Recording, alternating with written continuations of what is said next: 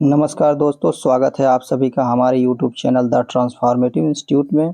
तो दोस्तों, आज का चैप्टर है प्रकाश अर्थात लाइट। तो इस चैप्टर में कुछ टॉपिक है जिनको हमको पढ़ना है। अवतल लेंस के बारे में हम लोग पढ़ेंगे। अवतल लेंस, अवतल दर्पण, उत्तल दर्पण, आवर्धक लेंस के बारे में हम लोग जानेंगे। और वास्तविक प्रतिबिंब क्या होता है इसके बारे में जानेंगे। आभासी प्रतिबिंब क्या होता है ये हम लोग जानेंगे इस चैप्टर में।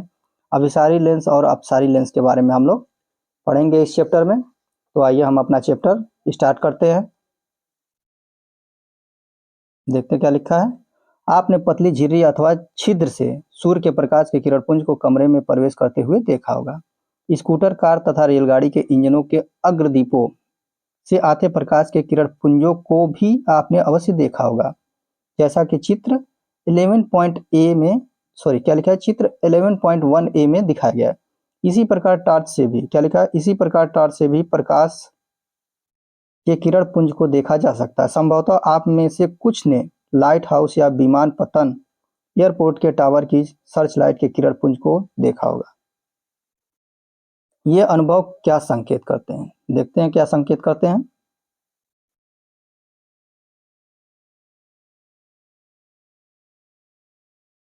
ये देखिए, इसमें दिखाया गया रेल के इंजन का अग्रदीप का दिखाया गया लाइट, और आपका ये क्या है, लाइट हाउस।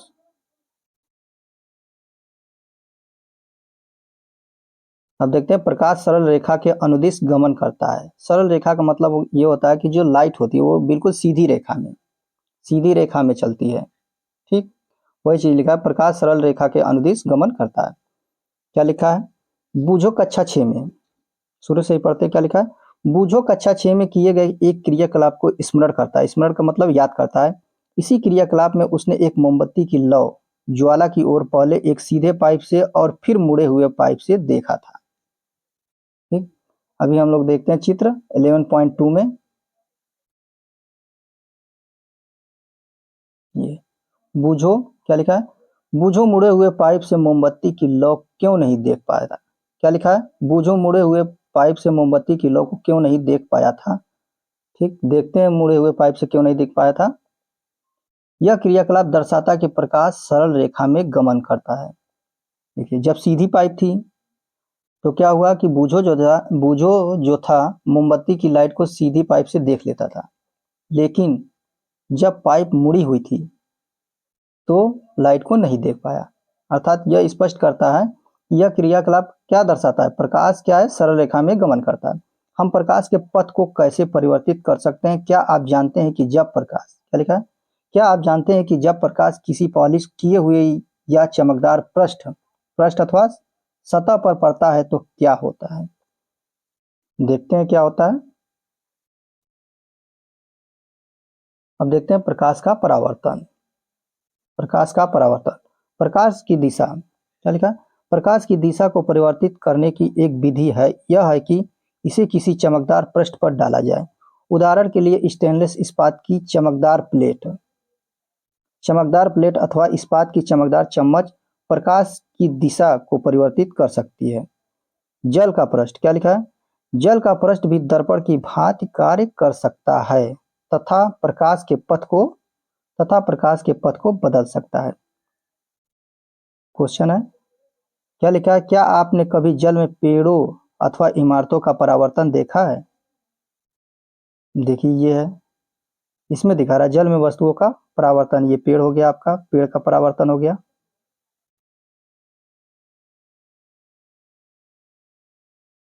कोई भी पॉलिश किया हुआ अथवा चमकदार पृष्ठ दर्पण की भांति कार्य कर सकता है। जब प्रकाश किसी दर्पण पर पड़ता है, क्या लिखा है, जब प्रकाश किसी दर्पण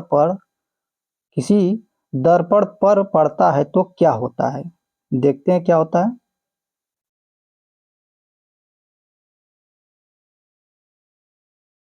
आप कक्षा 6 में क्या लिखा है, आप कक्षा 6 में पढ़ चुके हैं कि दर्पण अपने ऊपर पड़ने वाले प्रकाश की दिशा को बदल देता है। दर्पण द्वारा, ये देखिए पॉइंट देखिए, दर्पण द्वारा प्रकाश की दिशा का यह परिवर्तन प्रकाश का क्या कहलाता है, परावर्तन कहलाता है। क्या आपको इसको छोड़ देते हैं यह क्रियाकलाप। अब हम देखते हैं आगे क्रियाकलाप 11.1 में क्या है। एक टॉर्च लीजिए, एक टॉर्च लीजिए, इसके कांच को चित्र 11.5 में दर्शाए अनुसार काले रंग के चार्ट पेपर के टुकड़े से ढकिए जिसमें 3 पतली झिर्रियां बनी हो। लकड़ी के किसी चिकने बोर्ड पर एक अन्य चार्ट पेपर की एक शीट फैलाइए। चार्ट पेपर पर समतल दर्पण की एक पट्टी ऊर्ध्वाधर स्थिति में रखिए। अब टॉर्च की क्या लिखा है, अब टॉर्च की झिर्रियों से निकलने वाले प्रकाश किरण पुंज को दर्पण पर डालिए। टॉर्च को इस प्रकार समायोजित कीजिए कि इसका प्रकाश बोर्ड पर लगे चार्ट पेपर के अनुदिश दिखाई दे। अब इसकी स्थिति को अब इसकी स्थिति को इस प्रकार समायोजित कीजिए कि टॉर्च प्रकाश समतल दर्पण पर एक कोण बनाते हुए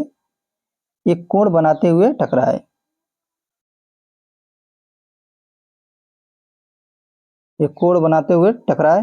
क्या दर्पण अपने ऊपर पड़ने वाले प्रकाश की दिशा, क्या लिखा है, क्या दर्पण अपने ऊपर पड़ने वाले प्रकाश की दिशा परिवर्तित कर देता है। अब टॉर्च को थोड़ा सा क्या लिखा है, अब टॉर्च को थोड़ा सा इधर उधर इस प्रकार हटाइए कि दर्पण पर प्रकाश पड़ता रहे। ठीक, क्या आप परिवर्तित प्रकाश की दिशा में कोई परिवर्तन देखते हैं। परिवर्तित प्रकाश की दिशा के अनुदिश दर्पण में देखिए। क्या दर्पण में आपको टॉर्च पर लगी झिर्रियां दिखाई देती, यह झिर्रियों का प्रतिबिंब है। क्या लिखा, फिर से पढ़ते हैं इसको। परिवर्तित प्रकाश की दिशा के अनुदिश दर्पण में देखिए। क्या दर्पण में आपको टॉर्च पर लगी झिर्रियां दिखाई देती हैं, यह झिर्रियों का क्या है, प्रतिबिंब है। यह क्रियाकलाप क्या लिखा है, यह क्रियाकलाप दर्शाता है कि प्रकाश समतल दर्पण से किस प्रकार परावर्तित होता है। आइए दर्पणों में बनने वाले प्रतिबिंबों से खेलें तथा उनके विषय में कुछ और अधिक जानकारी प्राप्त करें। क्रियाकलाप 11.2 के माध्यम से देखते हैं। एक समतल दर्पण के सामने एक जलती हुई मोमबत्ती रखिए। मोमबत्ती की लौ को क्या लिखा है, मोमबत्ती की लौ को दर्पण में देखने का प्रयत्न कीजिए। ऐसा प्रतीत होता है जैसे कि इसी प्रकार की एक मोमबत्ती दर्पण के पीछे रखी हो। जो मोमबत्ती दर्पण के पीछे रखी प्रतीत होती है, दर्पण द्वारा बनाया गया मोमबत्ती का क्या होता है, प्रतिबिंब है। यहाँ मोमबत्ती किस बिंब अथवा वस्तु का उदाहरण है, देखते हैं। अब मोमबत्ती को दर्पण के सामने विभिन्न स्थितियों में रखिए। प्रत्येक अवस्था में प्रतिबिंब को देखिए। क्या प्रत्येक दशा में प्रतिबिंब सीधा है। क्या प्रतिबिंब की लौ बिंब की लौ की भांति मोमबत्ती के ऊपरी सिरे पर दिखाई दे रही है। इस प्रकार के प्रतिबिंब को क्या कहते हैं, सीधा प्रतिबिंब कहते हैं। समतल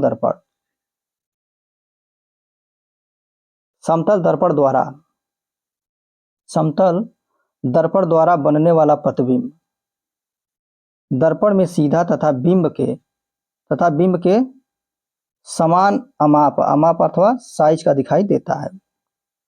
अब दर्पण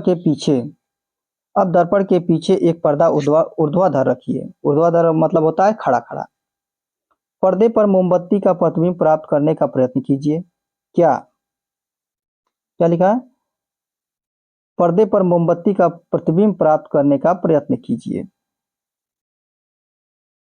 अब पर्दे पर क्या लिखा, यहां देखते हैं। अब पर्दे को दर्पण के सामने रखिए।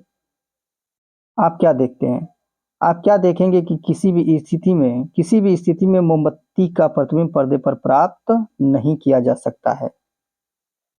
अब देखते हैं क्रियाकलाप 11.3।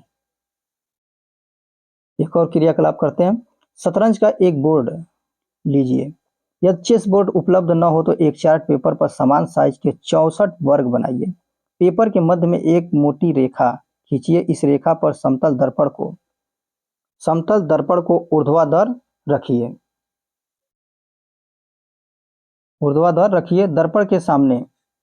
दर्पण के सामने तीसरे वर्ग की सीमा पर कोई छोटी वस्तु जैसे पेंसिल शार्पनर रखिए। दर्पण में इसके प्रतिबिंब की स्थिति नोट कीजिए। अब वस्तु को अब वस्तु को चौथे वर्ग की सीमा पर रखिए। फिर से दर्पण में प्रतिबिंब की स्थिति नोट कीजिए। क्या आप दर्पण से प्रतिबिंब की दूरी तथा दर्पण के सामने रखे बिंब की दूरी में कोई संबंध पाते हैं? ये देखिए चेस बोर्ड है। समतल दर्पण में प्रतिबिंब की स्थिति निर्धारण करना। ये देखिए स्थिति निर्धारण करना। आप आप देखेंगे कि प्रतिबिंब दर्पण के उसके पीछे उतनी ही दूरी पर होता है जितनी कि दर्पण से बिंब की दूरी होती है। अब इसकी पुष्टि चार्ट पेपर पर बिंब को क्या लिखा है? अब इसकी पुष्टि चार्ट पेपर पर बिंब को किसी स्थान पर रखकर कीजिए। अब देखते हैं दक्षिण या वाम। जब आप समतल दर्पण में अपना प्रतिबिंब देखते हैं तो क्या यह ठीक आपके जैसा दिखाई देता है? क्या कभी आपने ध्यान दिया है कि आप तथा दर्पण में आपके प्रतिबिंब में एक रोचक अंतर है? आइए इसे ज्ञात करें।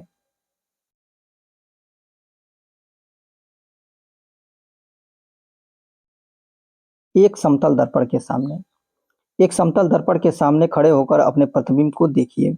अपने दक्षिण अथवा दाहिने हाथ को ऊपर उठाइए। आपका प्रतिबिंब अपना कौन सा हाथ ऊपर उठाता है? चित्र 11.8 में देखते हैं क्या है। ये देखिए प्रतिबिंब में दक्षिण हाथ वाम प्रतीत होता है। देखते हैं आगे पढ़ते हैं क्या है। अब अपने वाम अर्थात बाएं हाथ क्या लिखा है? अब अपने बाएं हाथ को स्पर्श कीजिए। सॉरी बाएं कान को क्या लिखा है? बाएं कान को स्पर्श कीजिए। आपके प्रतिबिंब में हाथ आपके किस कान को स्पर्श करता है? ध्यान पूर्वक देखिए। आप देखेंगे कि प्रतिबिंब में दक्षिण वाम दिखाई पड़ता है। मतलब दक्षिण जो होता है वो क्या दिखाई देता है? बाएं दिखाई देता है। ठीक। तथा वाम जो होता है वो क्या होता है? बाएं मतलब बायां जो होता है वो दक्षिण दिखाई पड़ता है। ध्यान दीजिए कि ध्यान दीजिए कि ध्यान दीजिए कि केवल पार्श्व में ही यह अदला बदली हुई है। प्रतिबिंब उल्टा नहीं दिखाई देता। क्या लिखा है? प्रतिबिंब ऊपर का भाग मतलब नीचे नहीं दिखाई देता अर्थात उल्टा नहीं दिखाई देता। अब यहाँ से देखते हैं क्या अब आप समझ सकते हैं कि रेलगाड़ी सॉरी क्या अब आप समझ सकते हैं कि रोगी वाहनों पर शब्द एम्बुलेंस को चित्र 11.9 की बात क्यों लिखा होता है? जब रोगी वाहन को क्या लिखा है? जब रोगी वाहन के आगे जाने वाले वाहनों के चालक अपने पार्श्व दृश्य दर्पण क्या लिखा है? अपने पार्श्व दृश्य दर्पण का दृश्य दिखाने वाला पीछे का दृश्य दिखाने वाला में देखते हैं तो वे रोगी वाहन पर लिखे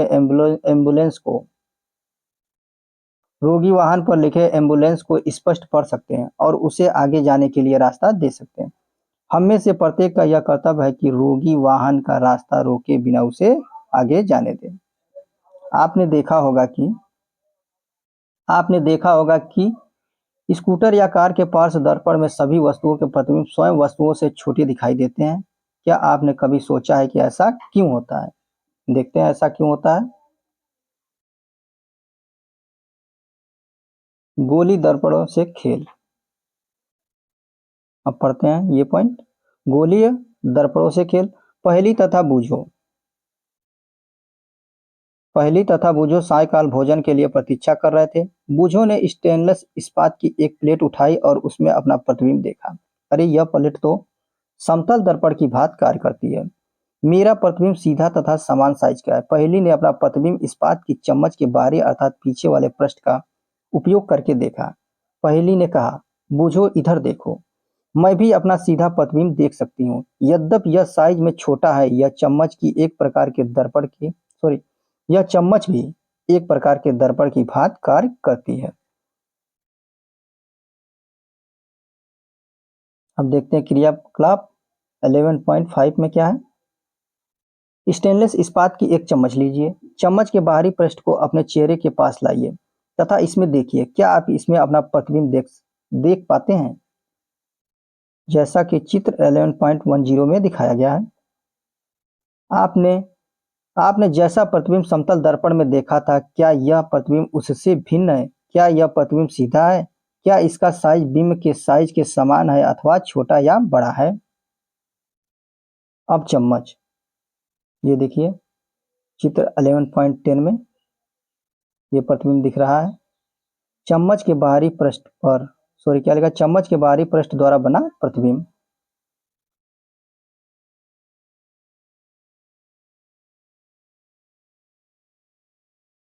अब चम्मच के भीतरी पृष्ठ का उपयोग करके अपना प्रतिबिंब दिखिए।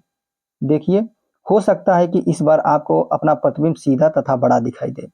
यदि आप अपने चेहरे के चम्मच की दूरी बढ़ाएं तो संभव है कि आप अपना उल्टा प्रतिबिंब देख पाएं।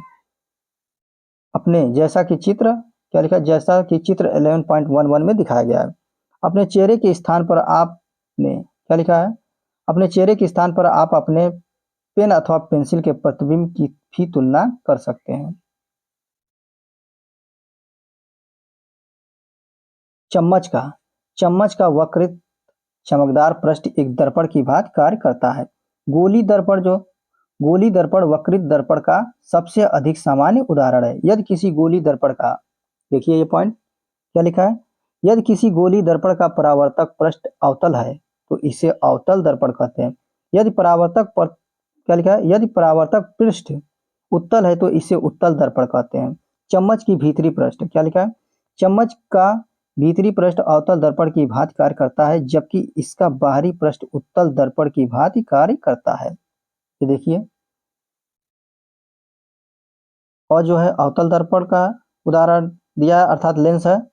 और ये बी जो है, ए जो है अवतल दर्पण, बी उत्तल दर्पण। ये देखिए, जो अंदर वाला पृष्ठ होता है, अंदर वाला पृष्ठ होता है ये परावर्तक पृष्ठ है, मतलब अवतल दर्पण का है। और ये जो है उभरा हुआ पृष्ठ है, उत्तल लेंस का, उत्तल दर्पण का ये चित्र है। और इसका परावर्तक पृष्ठ ये है। आगे देखते हैं।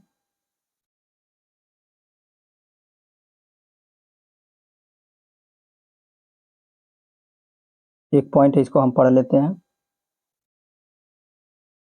अवतल तथा उत्तल दर्पणों को गोली दर्पण क्यों कहते हैं? देखते हैं क्यों कहते हैं। रबड़ की एक गेंद लीजिए तथा इसके भाग को चाकू अथवा आरी से काटिए, जैसा कि 11.13 ए में दिखाया गया है। सावधानी क्या है इसमें, गेंद को काटने के लिए किसी अपने बड़े व्यक्ति की सहायता लीजिए। ये छोड़िए। कटी हुई गेंद का क्या लिखा है, कटी हुई गेंद का भीतरी पृष्ठ अवतल तथा बाहरी पृष्ठ उत्तल कहलाता है। क्या लिखा है, कटी हुई गेंद का भीतरी पृष्ठ अवतल तथा बाहरी पृष्ठ उत्तल कहलाता है।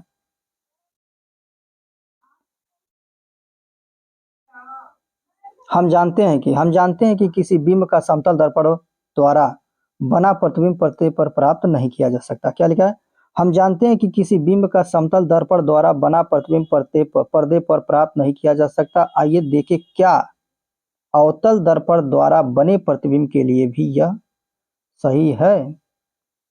देखते हैं। एक अवतल दर्पण लीजिए, एक अवतल दर्पण लीजिए, इसके परावर्तक पृष्ठ को सूर्य की ओर रखकर पकड़िए। दर्पण से परावर्तित क्या लिखा है, दर्पण से परावर्तित प्रकाश को एक कागज की शीट पर प्राप्त करने का प्रयत्न कीजिए। कागज की शीट को तब तक आगे पीछे अर्थात समायोजित कीजिए जब तक कि आपको एक तीक्ष्ण स्पष्ट चमकदार बिंदु प्राप्त न हो जाए, जैसा कि चित्र 11.14 में दिखाया गया। क्या लिखा है, अवतल दर्पण सूर्य का वास्तविक प्रतिबिंब बनाना। ये देखिए,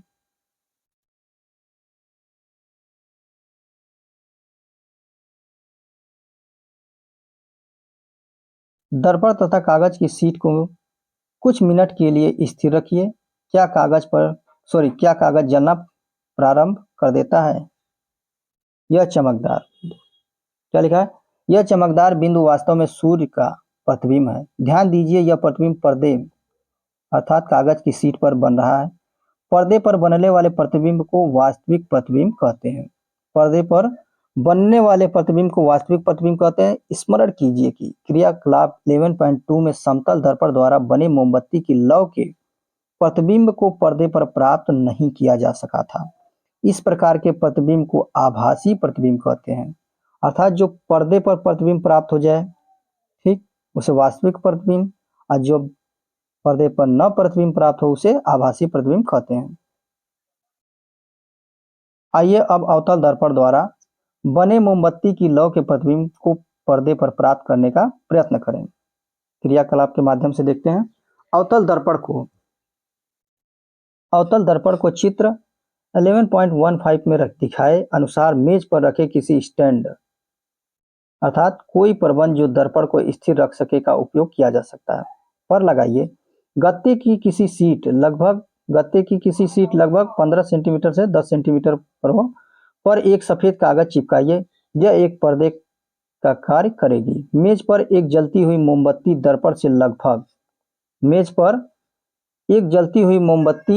दर्पण से लगभग 50 सेंटीमीटर की दूरी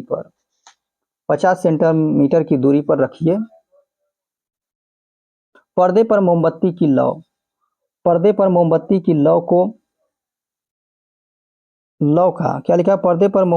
लौ का प्रतिबिंब प्राप्त करने का प्रयत्न कीजिए। इसके लिए पर्दे को दर्पण की ओर अथवा दर्पण से दूर उस समय तक सरकाइए जब तक कि लौ का तीक्ष्ण प्रतिबिंब प्राप्त न हो जाए। ध्यान रखिए कि मोमबत्ती से दर्पण पर पड़ने वाले प्रकाश को पर्दा बाधा न पहुंचाए। क्या यह प्रतिबिंब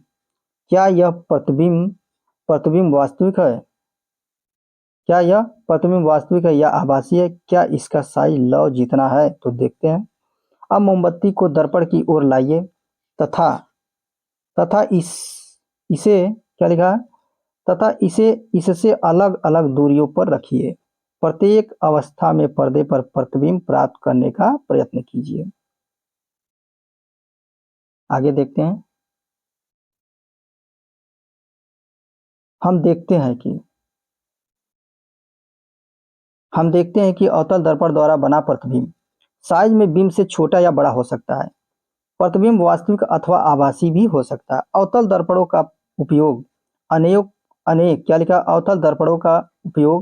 अनेक प्रयोजनों के लिए किया जाता है। संभवतः आपने डॉक्टरों को आंख, कान, नाक तथा गले का निरीक्षण करते समय अवतल दर्पण का उपयोग करते देखा होगा।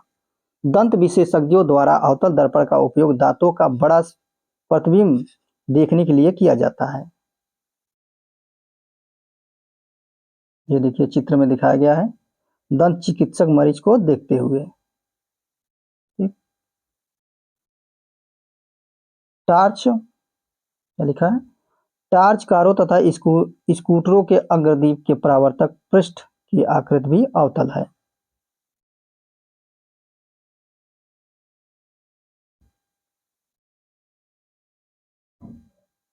बूझो ने अपनी नई साइकिल की घंटी के चमकदार पृष्ठ में अपना प्रतिबिंब देखा। उसने देखा कि उसका प्रतिबिंब सीधा तथा साइज में छोटा है। उसे उत्सुकता है कि क्या घंटी भी एक प्रकार का गोली दर्पण है? क्या आप पहचान सकते हैं? क्या लिखा है? क्या आप पहचान सकते हैं कि यह किस प्रकार का दर्पण है? तो किस प्रकार का दर्पण हो सकता है? उत्तल लेंस का दर्पण हो सकता है। ठीक, ये देखिए इसमें क्या लिखा है, ध्यान दीजिए कि घंटी का परावर्तक पृष्ठ क्या है? उत्तल है। अब देखते हैं क्रियाकलाप 11.8 में क्या है। क्रियाकलाप क्या लिखा है? क्रियाकलाप 11.7 को अब अवतल दर्पण के स्थान पर उत्तल दर्पण लेकर दोहराइए। क्या लिखा, ये पॉइंट छोड़िए, आगे देखते हैं।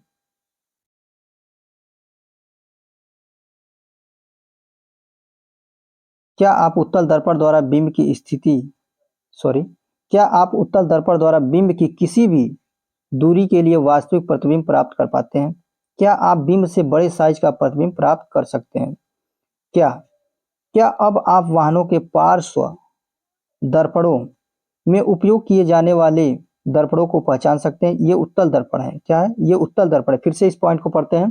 क्या लिखा है? क्या अब आप वाहनों के पार्श्व दर्पणों साइड मिरर में उपयोग किए जाने वाले दर्पणों को पहचान सकते हैं? ये क्या होते हैं? उत्तल लेंस के होते हैं।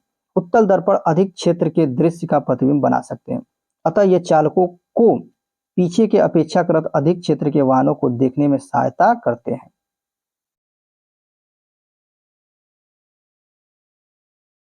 अब देखते हैं लेंसों द्वारा बने प्रतिबिंब।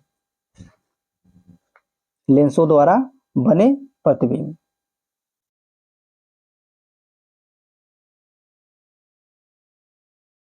आपने आपने आवर्धक लेंस अथवा हेड लेंस देखा होगा। यह बहुत छोटे प्रिंट को पढ़ने के लिए उपयोग किया जाता है। आवर्धक लेंस, आप क्या लिखा है? आपने आवर्धक लेंस देखा होगा। यह बहुत छोटे प्रिंट को पढ़ने के लिए उपयोग किया जाता है। संभवतः आपने इसका उपयोग कॉकरोच अथवा केंचुए के शरीर के भागों को देखने के लिए भी किया होगा। आवर्धक लेंस वास्तव में एक प्रकार का क्या होता है? लेंस होता है। ये देखिए आवर्धक लेंस का चित्र है। ये आपका आवर्धक लेंस है।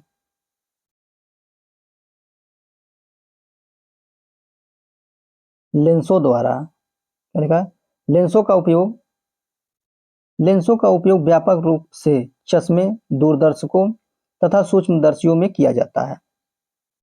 कुछ लेंस लीजिए, कुछ लेंस लीजिए, उन्हें स्पर्श उन्हें स्पर्श करके महसूस कीजिए। क्या आप केवल स्पर्श करके कुछ अंतर देख पाते हैं? वे लेंस जो किनारों की अपेक्षा बीच में मोटे प्रतीत होते हैं। देखिए क्या लिखा है? वे लेंस जो किनारों की अपेक्षा बीच में मोटे होते हैं उत्तल लेंस कहलाते हैं। जो किनारों की अपेक्षा बीच में पतले महसूस होते हैं वे अवतल लेंस कहलाते हैं। ध्यान दीजिए कि लेंस पारदर्शी होते हैं तथा इनमें प्रकाश गुजर सकता है। ये देखिए उत्तल लेंस और क्या है? उत्तल लेंस व अवतल लेंस। ये किनारों की अपेक्षा बीच में क्या है? मोटे प्रतीत होते हैं। ये क्या है? उत्तल लेंस। और ये किनारों की अपेक्षा बीच में क्या है? पतले हैं। तो ये क्या है? अवतल लेंस। आगे देखते हैं। आइए लेंसों के बारे में हम लोग जानते हैं। क्रियाकलाप 11.9 के माध्यम से। एक उत्तल लेंस अथवा आवर्धक लेंस लीजिए। इसे सूर्य की किरणों के मार्ग में रखिए। जैसा कि 11.23 में दर्शाए अनुसार एक कागज की शीट पर रखिए। लेंस तथा कागज के बीच की दूरी को उस समय तक समायोजित कीजिए जब तक कि आपको कागज पर एक चमकदार बिंदु प्राप्त न हो जाए। इस स्थिति में लेंस तथा कागज को कुछ मिनट के लिए स्थिर रखिए। क्या कागज जलना प्रारंभ कर देता है? आगे देखते हैं। अब अब उत्तल लेंस अब उत्तल लेंस को अवतल लेंस से बदल दीजिए। क्या लिखा? अब उत्तल लेंस को अवतल लेंस से बदल दीजिए। क्या अब भी आपको कागज पर चमकदार बिंदु दिखाई देता है? इस बार आपको चमकदार बिंदु क्यों नहीं दिखाई देता है? देखते हैं आगे।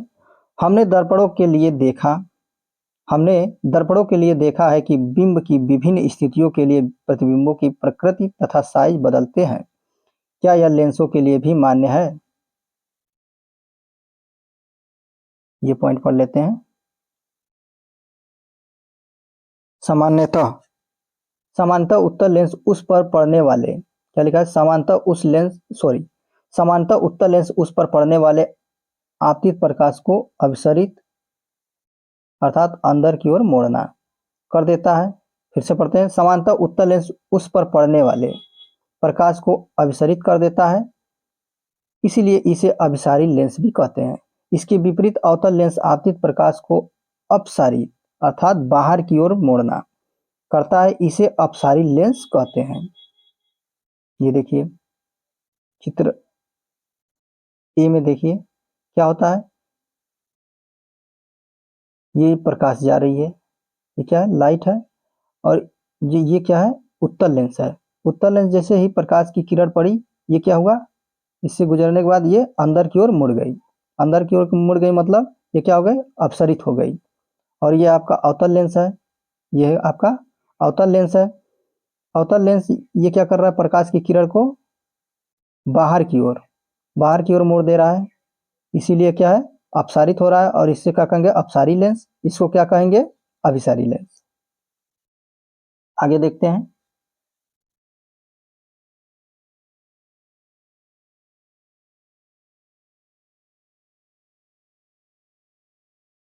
क्रियाकलाप 11.10। इसमें क्या है?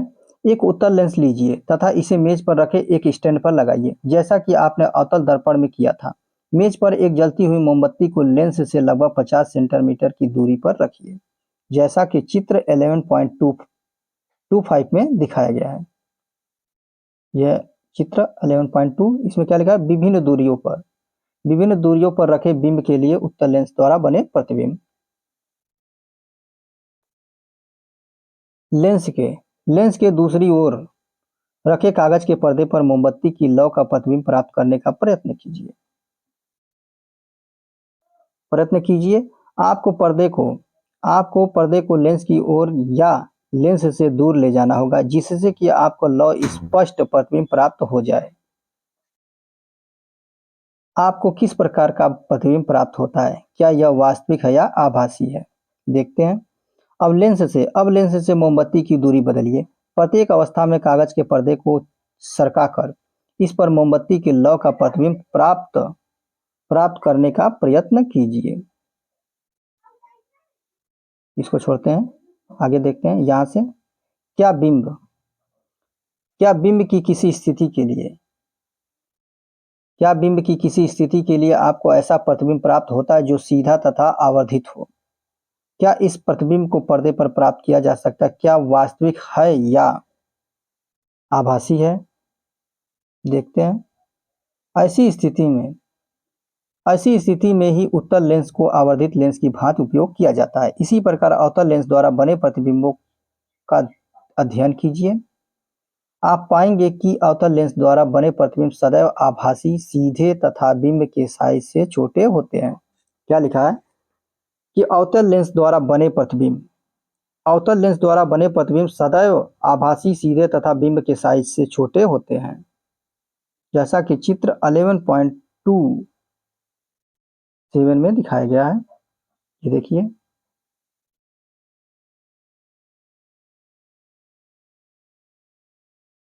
अब देखते हैं सूर्य का प्रकाश श्वेत अथवा रंगीन। क्या आपने आकाश में कभी इंद्रधनुष देखा है? आपने ध्यान किया होगा कि यह प्रायः वर्षा के पश्चात दिखलाई देता है। जब सूर्य आकाश में क्षितिज के पास होता है, इंद्रधनुष आकाश में अनेक रंगों के एक बड़े धनुष अर्थात आर्क के रूप में दिखलाई देता है। ये देखिए इंद्रधनुष।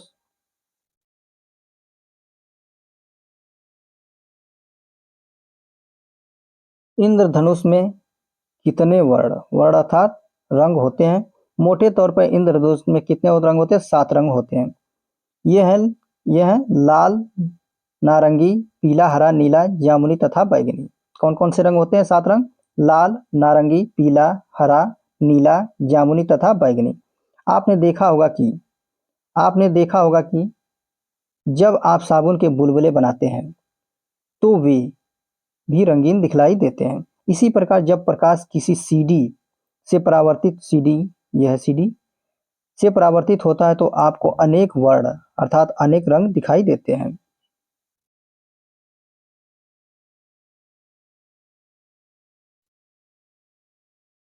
इन सब अनुभवों के आधार पर क्या हम यह कह सकते हैं कि सूर्य का प्रकाश विभिन्न वर्णों का मिश्रण है? आइए जांच करते हैं। क्रियाकलाप के माध्यम से जांच करते हैं। कांच का एक प्रिज्म लीजिए। किसी अंधेरे कमरे की खिड़की के छोटे छिद्र से सूर्य के प्रकाश का एक पतला किरण पुंज प्रिज्म के एक फलक पर डालिए। प्रिज्म के दूसरे फलक से बाहर निकलने वाले प्रकाश को सफेद कागज की एक शीट अथवा सफेद दीवार पर गिरने दीजिए। आप क्या देखते हैं? क्या आप इंद्रधनुष जैसे ही वर्ण यहाँ भी देख पाते हैं?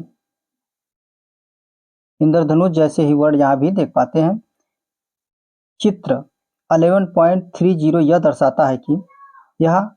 दर्शाता है कि सूर्य के प्रकाश में 7 वर्ण विद्यमान होते हैं। ऐसे प्रकाश को श्वेत प्रकाश भी कहते हैं। क्या कहते हैं? ऐसे प्रकाश को श्वेत प्रकाश भी कहते हैं। क्या हम इन 7 वर्णों को मिलाकर श्वेत प्रकाश प्राप्त कर सकते हैं? आइए प्रयत्न करें। क्रियाकलाप 11.12 के माध्यम से लगभग लगभग 10 सें क्या लिखा है, लगभग 10 सेंटीमीटर व्यास की गत्ते की एक वृत्ताकार डिस्क लीजिए। इस डिस्क को 7 खंडों में बांट लीजिए। चित्र 11.31 ए में दर्शाए अनुसार इन खंडों को इंद्रधनुष के 7 वर्णों से पेंट कीजिए। आप इन खंडों पर विभिन्न वर्णों के कागज भी चिपका सकते हैं। डिस्क के केंद्र पर एक छोटा छिद्र बनाइए। डिस्क को एक बॉल पेन से रिफिल की नोक पर ढीले से लगाइए। सुनिश्चित कीजिए कि डिस्क स्वतंत्रता पूर्वक घूर्णन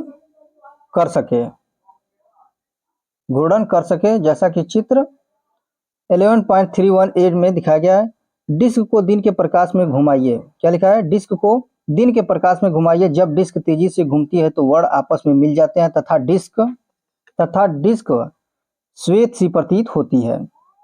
डिस्क श्वेत सी प्रतीत होती है जैसा कि चित्र 11.31 बी में दिखाया गया। इस डिस्क को सामान्यतः क्या कहते हैं, न्यूटन की डिस्क कहते हैं।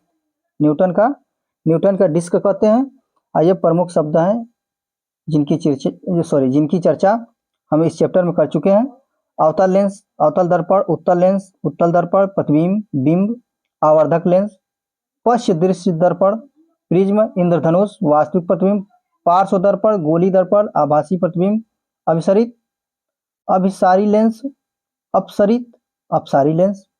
आइए कुछ क्वेश्चन है हम लोगों ने क्या सीखा इस चैप्टर में, देखते हैं आपने क्या सीखा। प्रकाश सरल रेखा, क्या लिखा, प्रकाश सरल रेखा के अनुदिश गमन करता है। कोई भी पॉलिश किया हुआ अवयव चमकदार पृष्ठ दर्पण की भांति कार्य करती है। जो प्रतिबिंब पर्दे पर प्राप्त किया जा सके वास्तविक प्रतिबिंब कहलाता है। जिस प्रतिबिंब को पर्दे पर प्राप्त न किया जा सके उसे आभासी प्रतिबिंब कहते हैं। समतल दर्पण द्वारा, क्या लिखा, समतल दर्पण द्वारा बना प्रतिबिंब सीधा होता है, यह आभासी होता है तथा बिंब के समान साइज का होता है। प्रतिबिंब दर्पण के पीछे उतनी ही दूरी पर बनता है जितनी की दर्पण के सामने बिंब की दूरी होती है। दर्पण द्वारा बने प्रतिबिंब में बिंब का वाम भाग प्रतिबिंब के दक्षिण भाग की भांति दिखाई देता है तथा बिंब का दक्षिण भाग प्रतिबिंब के वाम भाग की भांति दिखाई देता है। अवतल दर्पण वास्तविक तथा उल्टा प्रतिबिंब बना सकता है। जब बिंब को दर्पण के अत्यंत निकट रखते हैं तो प्रतिबिंब आभासी, सीधा तथा आवर्धित होता है। उत्तल दर्पण द्वारा बना प्रतिबिंब सीधा, आभासी तथा साइज में बिंब से छोटा होता है। उत्तल लेंस वास्तविक तथा उल्टा प्रतिबिंब बना सकता है। जब बिंब लेंस के अत्यंत निकट रखा जाता है तो बनने वाला प्रतिबिंब आभासी, सीधा तथा आवर्धित होता है। जब उत्तल लेंस को वस्तुओं को आवर्धित करके देखने के लिए उपयोग किया जाता है तो उसे आवर्धक लेंस कहते हैं। क्या कहते हैं, आवर्धक लेंस कहते हैं। अवतल लेंस सदैव सीधा, आभासी तथा साइज में बिंब से छोटा प्रतिबिंब बनता है। श्वेत प्रकाश 7 वर्णों का मिश्रण है।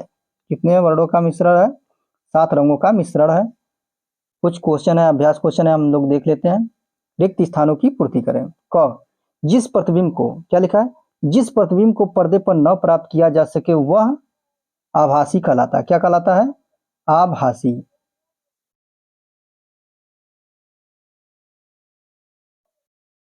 आभासी कहलाता है। ख क्या दिया है, यदि प्रतिबिंब सदैव आभासी साइज, क्या लिखा है, यदि प्रतिबिंब सदैव आभासी तथा साइज में छोटा हो तो यह किसी उत्तल, क्या लिखा है, उत्तल दर्पण द्वारा बना होता है। यहाँ पे क्या होगा, दर्पण द्वारा बना होता है। ग देखते हैं, यदि प्रतिबिंब सदैव बिंब के साइज से, क्या लिखा है, यदि प्रतिबिंब सदैव बिंब के साइज का बने तो दर्पण क्या कैसा होता है, समतल होता है। यदि प्रतिबिंब सदैव बिंब के साइज का बने तो दर्पण समतल, क्या होगा, समतल होगा। ठीक। जिस प्रतिबिंब को पर्दे पर प्राप्त किया जा सके वह वास्तविक प्रतिबिंब कहलाता है। क्या कहलाता है,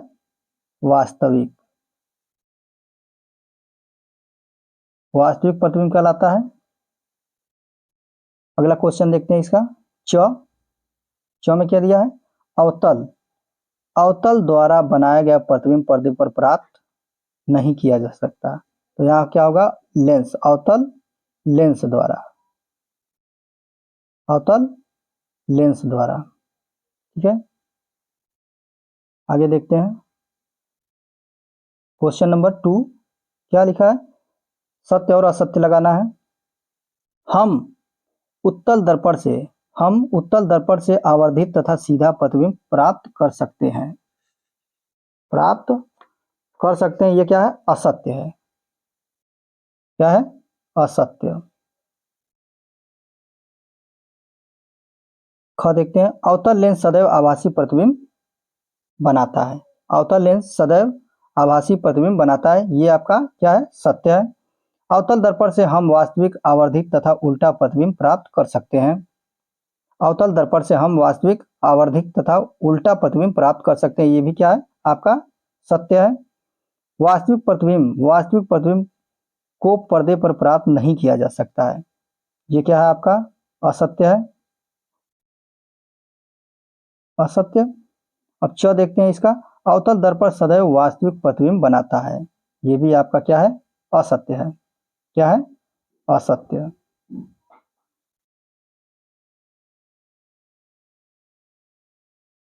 अगला क्वेश्चन नंबर 3 देखते हैं।